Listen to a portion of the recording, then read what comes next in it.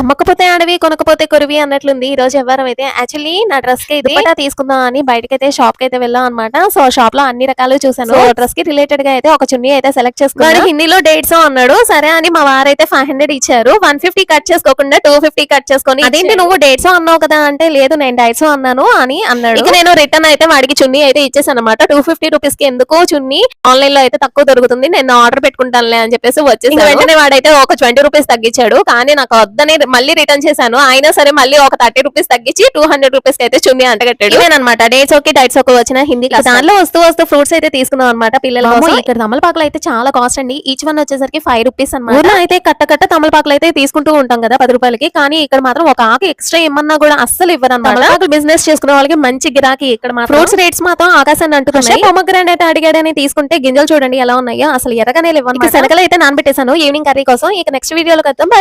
like ఇవ్వడం